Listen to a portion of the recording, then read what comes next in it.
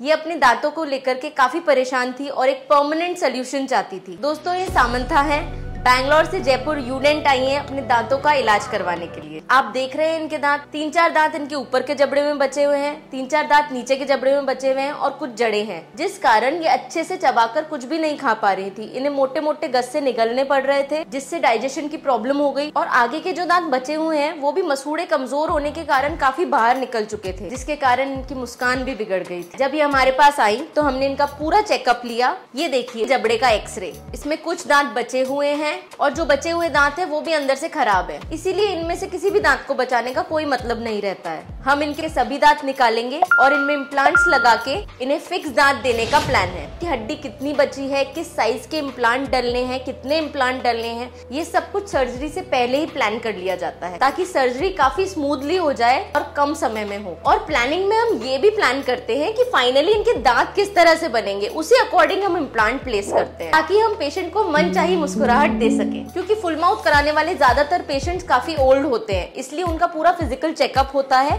और physically fit होने के बाद ही हम सर्जरी के लिए प्रोसीड करते हैं। एक जबड़े की सर्जरी में करीबन 1 घंटे का समय लगता है।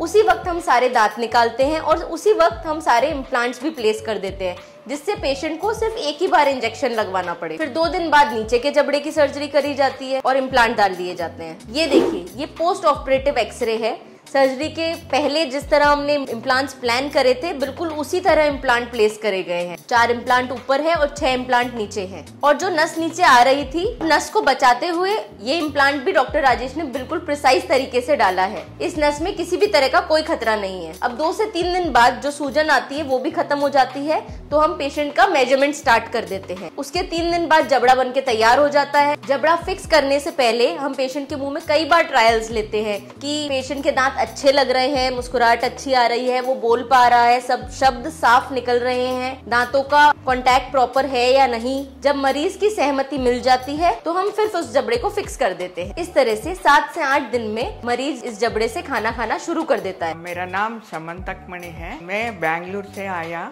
मेरा दांत टूट गया, हमको बहुत प्रॉब्लम हो गया, खाना ठीक से नहीं खाते है ना, इसलिए मैं बहुत खुश हूँ। इधर आकर मेरा ड्रीम सफल हुआ। बहुत दिक्कत हो रहा था खाने को, इसलिए मैं डॉक्टर राजेश गुप्ता को चुना। मैं इनका हाथ में बहुत मैजिक है, हमारा कन्नड़ा भाषा में बोला तो बहुत राशि है। कौन भी डॉक्टर रेयर होता है, उनके हाथ में वो मैजिक होता है। कॉस्ट से वो इम्प्लांट कर दे, मैं फर्स्ट टाइम देखा। यूडेंट है, स्माइल है।